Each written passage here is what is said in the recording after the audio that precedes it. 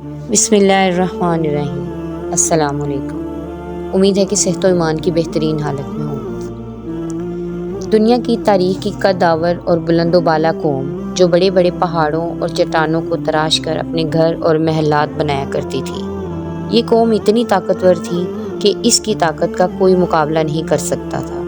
اگر یہ لوگ کسی ملک پر حملہ کرنے کے لیے جاتے تو اس ملک کے لوگ اس قوم کے خوف کی وجہ سے پہلے ہی ہتھیار ڈال دیا کرتے۔ یہ قوم دنیا کی سب سے طاقتور اور لمبی ترین قوم تھی۔ اس قوم کا ذکر قرآن پاک میں قوم عاد کے نام سے ملتا ہے۔ آج کی اس ویڈیو میں ہم آپ کو دنیا کی سب سے پہلی سپر پاور قوم عاد کے بارے میں بتائیں گے کہ قوم عاد کون تھی اور یہ قوم کس نبی کی امت تھی۔ اس قوم کو اللہ رب العزت نے کس قدر طاقت سے نوازا تھا اور دنیا کی پہلی سپر پاور قوم اس دنیا میں کتنے سالوں تک آباد رہی، اور پھر آخرکار اس قوم نے ایسا کون سا گناہ کیا کہ جس کی وجہ سے اللہ رب العزت نے اس قوم کو اس دنیا سے ختم کر دیا اور ان کے نام و نشان کو اس صفحہ ہستی سے ہی مٹا دیا۔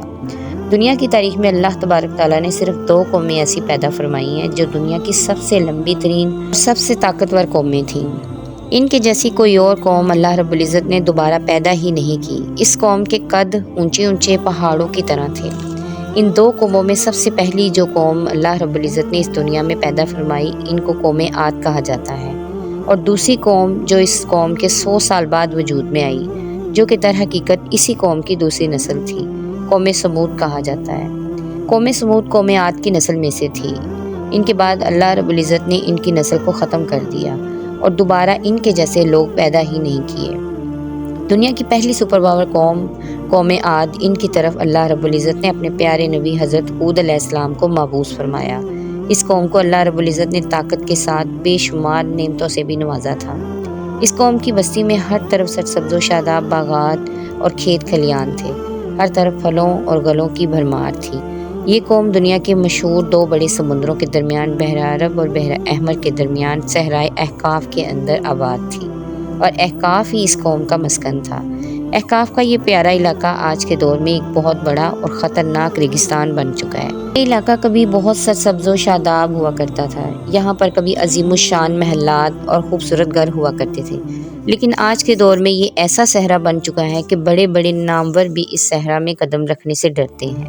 اس صحرا کے اندر آج ریت کے بلند و بالا ٹیلے ہیں۔ یہ صحرا اتنا خطرناک ہے کہ اگر کوئی چیز اس صحرا میں گر جائے تو وہ پل بھر میں غائب ہو جاتی ہے۔ الاحقاف کا یہ خوفناک صحرا اللہ رب العزت کے عذاب کی ایک بہت بڑی نشانی ہے۔ اس علاقے میں کبھی ٹھنڈے پانی کے چشمے، آبشاریں، باغات اور ہر طرف نعمتیں ہی نعمتیں ہوا کرتی تھی، اور اس علاقے میں دنیا کی سب سے سپر پاور قوم عاد آباد تھی۔ تاریخی کتابوں میں اس قوم کا قد 40 ہاتھ بتایا گیا ہے، اور اس قوم کی اوسط عمر 900 سے 1000 سال تھی۔ یہ ایسی طاقتور قوم تھی کہ ان کو کبھی کوئی بیماری نہ لگتی، اور نہ ہی کبھی یہ لوگ بوڑھے ہوتے، اور نہ ہی ان کے ہاتھ پاؤں کمزور ہوتے، یہاں تک کہ ان کی نظر تک بھی کمزور نہ ہوتی۔ یہ قوم 900 سے 1000 سال تک کی عمر ہمیشہ جوانی، تندرستی اور خوشحالی میں گزارتی۔ یہی وہ خوبی تھی کہ جس کی وجہ سے یہ قوم دنیا میں بہت زیادہ پھیل گئی اور دنیا کی سب سے طاقتور اور سپر پاور قوم بن گئی۔ جیسا کہ اللہ رب العزت ارشاد فرماتے ہیں کہ ان کی جیسی قوم کسی اور ملک میں پیدا ہی نہیں کی گئی، اور حضرت ہود علیہ السلام کو یاد کرو کہ جنہوں نے اپنی قوم کو احقاف میں ڈرایا۔ روایات میں آتا ہے کہ طوفان نوح کے بعد قوم عاد وہ پہلی قوم تھی کہ جس نے دنیا کے اندر بت پرستی شروع کی اور شرک کی بنیاد رکھی تھی۔ بت پرستی میں پڑنے کے بعد اس قوم نے ظلم کی حدیں پار کرنا شروع کر دی اور اللہ رب العزت کی ہر طرح کی نافرمانی کرنے لگے، اور اللہ رب العزت کی وحدانیت کو چھوڑ کر پتھروں کو اپنا خدا بنا لیا۔ کوئی گناہ ایسا نہ تھا جو اس قوم نے نہ کیا۔ گمراہی، بے حیائی، جھوٹ اور زنا جیسی بے حیائی میں ڈوب گئے اور ہر طرح کی برائیاں کرنے لگے۔ اس قوم کے لوگ ایسے وحشت ناک تھے کہ جب بھی کسی عورت کو دیکھتے تو اس سے زنا کرتے، یہاں تک کہ اسے ہلاک کر دیتے۔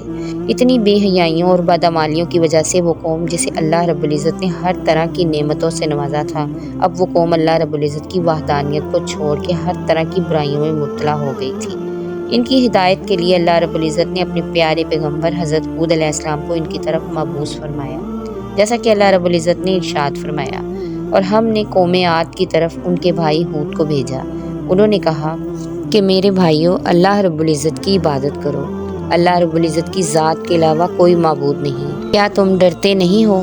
اسی طرح جب حضرت ہود علیہ السلام نے اللہ رب العزت کا پیغام قوم عاد کو پہنچایا تو قوم عاد کے سرداروں نے حضرت ہود علیہ السلام کا مذاق اڑانا شروع کر دیا اور معاذ اللہ حضرت ہود علیہ السلام کو کہنے لگے کہ تم ہمیں کم عقل نظر آتے ہو اور ہم تمہیں جھوٹا خیال کرتے ہیں، جیسا کہ ارشاد باری تعالیٰ ہے، اور ہم نے قوم عاد کی طرف ان کے بھائی ہود کو بھیجا۔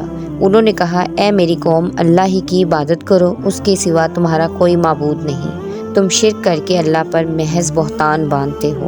میری قوم، میں اس واعظ و نصیحت کا تم سے کچھ صلہ نہیں مانگتا، میرا صلہ تو اس کے ذمے ہے جس نے مجھے پیدا کیا، بھلا تم سمجھتے کیوں نہیں؟ اور اے قوم، اپنے پروردگار سے بخشش مانگو، پھر اس کے آگے توبہ کرو، وہ تم پر آسمان سے موسلادھار بارش برسائے گا اور تمہاری طاقت پر طاقت بڑھائے گا، اور دیکھو گناہگار بن کر روگردانی نہ کرو۔ وہ بولے، ہود، تم ہمارے پاس کوئی دلیل ظاہر نہیں لائے، ہم صرف کہنے سے نہ اپنے معبودوں کو چھوڑنے والے ہیں اور نہ تم پر ایمان لانے والے۔ ہم تو یہ سمجھتے ہیں کہ ہمارے کسی معبود نے تمہیں تکلیف پہنچا کر دیوانہ کر دیا ہے۔ انہوں نے کہا کہ میں اللہ کو گواہ کرتا ہوں اور تم بھی گواہ رہو کہ جن کو تم اللہ کا شریک بناتے ہو میں ان سے بیزار ہوں۔ لیکن ان سب کے باوجود حضرت ہود علیہ السلام مسلسل اللہ رب العزت کے حکم کے مطابق 50 سال تک اپنی قوم کو دعوت حق دیتے رہے اور ان کو اللہ رب العزت کی وحدانیت کی طرف بلاتے رہے، لیکن یہ بدبخت قوم اپنی جہالت سے باہر نہ آئی اور اسی طرح اپنی بدعمالیوں پر ڈٹی رہی۔ قوم عاد کے 13 قبیلے تھے، جن میں سے 2 قبیلے باقی تمام قبیلوں کے سردار تھے۔ ان میں سے ایک قبیلے کا نام کلمان اور دوسرے کا نام خلجان تھا۔ یہ 2 ایسے قبیلے تھے جن کے پاس اپنی قوم کی سرداری تھی۔ جب حضرت ہود علیہ السلام اس قوم کی طرف نبی بن کر آئے اور انہوں نے اللہ رب العزت کا پیغام پہنچایا تو ان 2 بڑے قبیلوں میں سے ایک قبیلہ کلمان نے حضرت ہود علیہ السلام کی مخالفت کی، جبکہ دوسرا قبیلہ خلجان حضرت ہود علیہ السلام کی دعوت پر لبیک کہتے ہوئے اللہ تبارک تعالیٰ کی وحدانیت پر ایمان لے آیا، اور اس قبیلے کی ایمان لانے کی وجہ سے حضرت ہود علیہ السلام کی طاقت میں مزید اضافہ ہوا، اور جو لوگ حضرت ہود علیہ السلام کی جان کے دشمن بنے بیٹھے تھے وہ قبیلہ خلجان کے ایمان لانے کی وجہ سے حضرت ہود علیہ السلام سے دور ہو گئے اور ان سے ڈرنے لگے۔ قوم عاد کے ان 13 قبیلوں میں سے قبیلہ خلجان کے علاوہ کوئی بھی قبیلہ ایسا نہ تھا جو حضرت ہود علیہ السلام پر ایمان لایا ہو، بلکہ باقی تمام قبیلے حضرت ہود علیہ السلام کو جھوٹا کہتے تھے اور معاذ اللہ ان کا مذاق اڑاتے تھے، جیسا کہ ارشاد باری تعالیٰ ہے کہ ہود نے عرض کی، اے میرے پروردگار، انہوں نے مجھے جھوٹا کہا ہے لیکن تو میری مدد فرما۔ تو اللہ رب العزت نے اپنے نبی کی فریاد کے جواب میں ارشاد فرمایا کہ اے نبی علیہ السلام، یہ بہت جلد اپنے کیے پر پچھتائیں گے۔ حضرت ہود علیہ السلام کے بار بار سمجھانے کے باوجود جب یہ قوم بت پرستی سے باز نہ آئی اور زنا اور دیگر گناہوں میں اسی طرح مبتلا رہی اور بار بار حضرت ہود علیہ السلام سے یہ کہتی رہی کہ اگر اللہ رب العزت کے سچے نبی ہو تو اس عذاب کو ہم پر لے آؤ جس عذاب سے تم ہمیں ڈراتے ہو۔ اس طرح جب یہ قوم اللہ رب العزت کی وحدانیت پر ایمان نہ لائی اور قابل ہدایت نہ رہی تو خود ہی اللہ رب العزت کے عذاب کو طلب کر بیٹھی۔ تو حضرت ہود علیہ السلام نے اللہ تعالیٰ کی بارگاہ میں یہ دعا کی کہ یا رب العالمین، تو اس قوم پر اپنا دردناک عذاب نازل فرما۔ تو اللہ رب العزت نے اپنے نبی کی دعا کو قبول کرتے ہوئے اس قوم میں دردناک عذاب کی ابتدا کر دی۔ چنانچہ اللہ رب العزت نے بادل برسانے والے فرشتوں کو حکم دیا کہ اب وہ ان کے علاقے میں بارش نہ برسائیں، اور چشموں اور آبشاروں کو چلانے والے فرشتوں کو حکم دیا کہ تمام چشموں اور آبشاروں کو بند کر دیا جائے اور انہیں خشک کر دیا جائے۔ چنانچہ اللہ رب العزت کے حکم کے مطابق دیکھتے ہی دیکھتے قوم عاد کے سرسبز و شاداب باغات سوکھنے لگے اور پانی کے چشمے خشک ہونے لگے اور قحط سالی کی وجہ سے ان کے جانور اور مویشی مرنے لگے، یہاں تک کہ قوم عاد کے لوگ پانی کو ترسنے لگے۔ جس قوم کے پاس اللہ رب العزت کی ہر نعمت موجود تھی اور ہر طرح کا اناج ہوا کرتا تھا، اب وہ قوم اناج کو ترسنے لگی۔ اللہ رب العزت کے اس عذاب کا سلسلہ مسلسل 3 سال تک جاری رہا۔ چنانچہ اس عرصے کے دوران حضرت ہود علیہ السلام سے اپنی قوم کی پریشانی دیکھی نہ جاتی تھی اور حضرت ہود علیہ السلام پریشان اور افسردہ رہنے لگے۔ حضرت ہود علیہ السلام نے اپنی قوم کی یہ پریشانی دیکھتے ہوئے اپنی قوم کو ایک مرتبہ پھر سمجھانے کی کوشش کی حضرت ہود علیہ السلام اپنی قوم سے فرمانے لگے، اے میری قوم، اپنے پالنے والے رب سے بخشش مانگو، بے شک اللہ رب العزت آسمان سے تمہارے لیے موسلادھار بارش برسائے گا اور تمہاری طاقت میں مزید اضافہ کرے گا۔ حضرت ہود علیہ السلام اپنی قوم سے فرمانے لگے کہ اب بھی وقت ہے، اللہ رب العزت کی وحدانیت پر ایمان لے آؤ، بے شک اللہ رب العزت تمہیں اس عذاب سے نجات عطا فرمائیں گے۔ لیکن یہ قوم ایسی بدبخت قوم تھی کہ حضرت ہود علیہ السلام کے سمجھانے کے باوجود بھی یہ اللہ رب العزت کی وحدانیت پر ایمان نہ لائی اور حضرت ہود علیہ السلام سے کہنے لگی کہ تم ہمارے پاس کون سی نشانی لے کر آئے ہو اور ہم صرف تمہارے کہنے پر اپنے معبودوں کو کیسے چھوڑ دیں؟ بلکہ ہم تو یہ خیال کرتے ہیں کہ ہمارے بتوں اور معبودوں میں سے کسی ایک بت نے تمہاری عقل کو خراب کر دیا ہے۔ چنانچہ اس طرح حضرت ہود علیہ السلام بار بار اپنی قوم کو اللہ رب العزت کی وحدانیت کی طرف بلاتے اور قوم بار بار حضرت ہود علیہ السلام کا مذاق اڑاتی اور ان کو پاگل اور دیوانہ کہتی، اور ادھر اللہ رب العزت کے عذاب نے خشک سالی کی وجہ سے قوم عاد کی حالت بدتر کر دی تھی۔ چنانچہ جب یہ قوم اس عذاب سے تنگ آ گئی تو اس قوم کے سرداروں اور دانشوروں نے اس عذاب سے نجات حاصل کرنے کے لیے مختلف تدابیر پر غور کرنا شروع کر دیا۔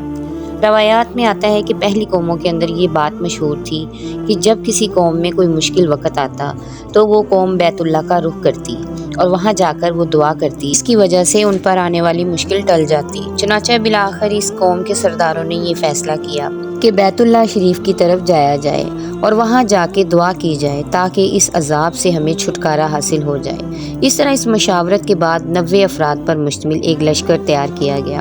چنانچہ 90 افراد پر مشتمل یہ لشکر حجاز مقدس کی طرف روانہ ہو گیا۔ روایات میں آتا ہے کہ اس وقت مکہ مکرمہ میں قوم عمالقہ کی حکومت تھی اور قوم عمالقہ کا سردار جرار بن طارق تھا، اور جرار بن طارق کی بیوی قوم عاد کی نسل میں سے تھی۔ اسی لیے جب یہ لشکر مکہ مکرمہ میں پہنچا تو جرار بن طارق اور اس کی بیوی نے اس لشکر کی بہت خدمت کی اور شراب و کباب کے ساتھ اس کا استقبال کیا۔ حضرت امام طبری رحمۃ اللہ علیہ فرماتے ہیں کہ تقریباً 1 ماہ کے عرصے تک یہ لشکر اپنے اصل مقصد سے غافل رہا اور شراب و کباب کے نشے میں مست رہا۔ اس دوران یہ 90 افراد اس بات کو فراموش کر بیٹھے کہ ان کے پیچھے رہنے والے افراد کس حالت میں ہوں گے۔ پھر ایک دن جرار بن طارق نے اپنی بیوی کے اور گانا گانے والی عورتوں کے ذریعے ان کو اپنا مقصد یاد دلایا جس سے وہ غافل ہوئے بیٹھے تھے۔ چنانچہ ان کو یاد دلانے پہ جب اس لشکر کو ہوش آیا تو وہ فوراً بیت اللہ کی طرف پہنچے اور رو رو کر اللہ رب العزت کی بارگاہ میں دعا کرنے لگے۔ ابھی یہ لشکر دعا کے اندر مصروف ہی تھا کہ ایک دم سے کالے بادل چھا گئے۔ ان بادلوں کو دیکھتے ہی قوم عاد کے تمام لوگ خوش ہو گئے کہ ہماری دعا قبول ہو گئی اور بارش ہونے والی ہے۔ چنانچہ اس لشکر نے جلدی سے واپسی کی تیاری کی اور دوبارہ اپنے علاقے کی طرف روانہ ہو گئے۔ جیسے جیسے یہ لشکر اپنے علاقے کی طرف بڑھتا جاتا ویسے ویسے یہ بادل بھی ان کے تعاقب میں بڑھتا جاتا۔ حضرت ہود علیہ السلام نے قوم عاد کی طرف آنے والے جب ان کالے بادلوں کو دیکھا تو حضرت ہود علیہ السلام فوراً سمجھ گئے کہ اللہ رب العزت کا دردناک عذاب نازل ہونے والا ہے۔ جیسا کہ اللہ رب العزت کی ذات پاک بہت رحیم و کریم اور عظیم ہے، اسی طرح اللہ رب العزت نے یہ صفات اپنے انبیاء میں بھی رکھی ہیں۔ انبیاء کرام کے دل بہت نرم اور رحم سے بھرپور ہوتے ہیں، لہٰذا ان کالے بادلوں کو دیکھتے ہی حضرت ہود علیہ السلام نے ایک بار پھر اپنی قوم کو راہ راست پر لانے کی کوشش کی اور اللہ رب العزت کے دردناک عذاب سے ڈرایا اور انہیں سمجھایا کہ یہ جو کالے بادل آ رہے ہیں یہ در حقیقت اللہ رب العزت کی طرف سے آنے والا دردناک عذاب ہے۔ اب بھی وقت ہے، اللہ رب العزت کی وحدانیت پر ایمان لے آؤ ورنہ اللہ رب العزت کا دردناک عذاب تمہارا منتظر ہے۔ حضرت ہود علیہ السلام نے اپنی قوم سے کہا کہ یہ کالے بادل نہیں بلکہ اللہ رب العزت کی طرف سے نازل ہونے والا عذاب ہے، جس عذاب کو طلب کرنے والے تم لوگ جلدی کرتے تھے۔ یہ ہوا کا طوفان ہے جو اپنے رب کے حکم سے ہر چیز کو فنا کر دے گا۔